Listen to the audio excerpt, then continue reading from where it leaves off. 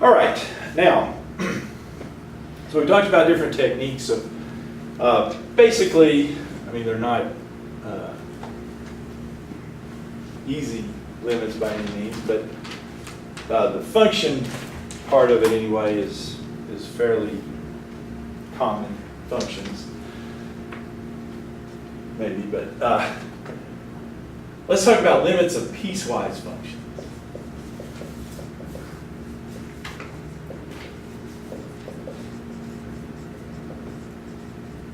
Quote unquote, piecewise defined functions is what I mean by that. So for example, if I have f of x equals 2x plus 9 is the first piece, and that's for x less than 4. And then x squared minus 1 is for x greater than or equal to 4.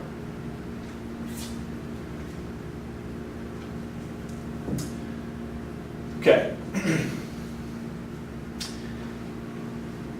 So we've got a function that's defined in pieces for less than 4 and greater than 4. Well, if I asked, all right, so number 1 on this, what's the limit as x approaches 4 from the minus side of f of x? Limit as x approaches 4 from the minus side, if you will, of f of x. What does that minus mean? From the left, right? What does that mean in application to this function? What piece am I looking at? Well, if I'm looking at 4 from the left, is that the less than side or greater than side of 4? If I'm coming in, so here's whatever the graph looks like. I'm coming into 4 in the x direction from the left. That's from the less than side of 4, isn't it? Less than side. So which piece would this be then? Well, I need to use the piece that's for x less than 4. That's where my x's are coming from. So to evaluate this limit, I need to use the expression 2x plus 9. See that?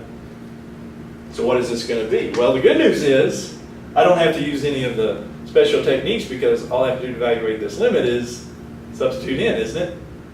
Substitute x to be 4 in the top one. 8 plus 9 is 17. Yeah, that limit is going to be 17. 4 from the left, x approaching 4 from the left is 17. Okay? So that's, if you're doing left or right, you just have to decide, well, which piece do I use? Now the second question is, does the limit as x approaches 4 of f of x exist? And if so, what is it? What about the limit as x approaches 4 of f? What are we going to do there? Well, this brings up back on basically the definition of limit. Can I say it's 17? Because that's what I got when I did that. No, because what do I have to look at? If I'm looking at, that's just the limit from the left, what else do I have to look at? The limit from the right. So what about the limit as x approaches 4? Why do I have to look at the limit for the right? Because for this limit to exist, the limit from the left has to equal the limit from the right. That's what we're doing here. So we're checking to see if the limit from the left is the same as the limit from the right. We've got to figure out the limit from the right. You with me there? What is the limit from the right? Well, that's approaching from the right, so that's from the greater than side of 4. So I want to look at x greater than 4. That's this piece, x squared minus. So and the good news is, once I establish which one to use, I can just substitute it in, right? So the limit as x approaches 4 from the right is 4 squared minus 1. 16 minus 1, 15. Uh-oh. That doesn't answer our question. The answer to the question is the limit doesn't exist.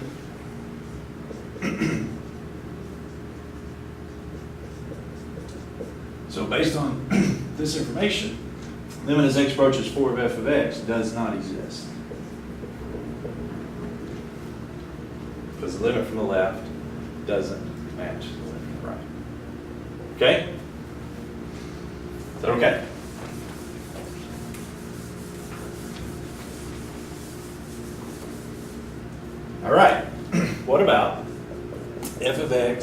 equals, one more of these, x plus 1, it's the first piece, and that's for x is less than or equal to negative 2. X over 2, if x is between 4 and 2, 4 and negative 2, so negative 2 is less than x, is less than 4. That just means the x value is between negative 2 and 4.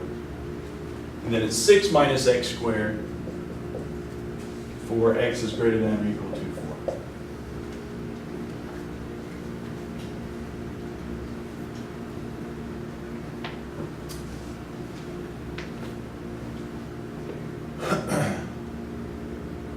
So what's the limit as x approaches negative 2 from the right? Number 1.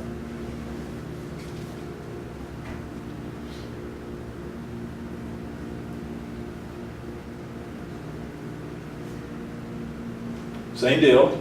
I'm approaching negative 2 from the right, which means I'm approaching negative 2 from the greater than side of negative 2. And, I mean, if you look at that, that's the less than negative 2, less than or equal to. That's negative 2 is less than x. Negative 2 is less than x. Isn't that the same as greater than, x is greater than negative 2? That's another way we could write that, because it's pointing to the same.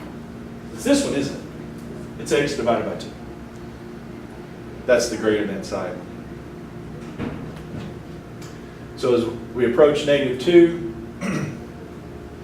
from the right, it would be negative 2 over 2, which is negative 1. So I wanted to mention that. Then the limit as x approaches 4, let's do that one. What about the limit as x approaches 4? Well, since 4 is kind of the breaking point here for our pieces, looks like we got the bit coming in. I've got to look at both sides. So you got to look at the limit as x approaches 4 from the right and from the left, and if those match, we're in business. But you do have to look at the left and the right. From the right, it's the greater than side, so that would be 6 minus x squared, so it would be 6 minus 4 squared. 6 minus 16 is negative 10. 4 from the left would be the less than side of 4, so it'd be x over 2. 4 over 2, which is 2. Nope, that does not exist. This limit from the left doesn't match the limit from the right. Real quick, they're probably going to run me out. But third, if it just says f of 4, does that not exist? What would be f of 4? Well, that's just saying the function value of 4. So that's where the function, where x equals 4. So which one of these is where x equals 4?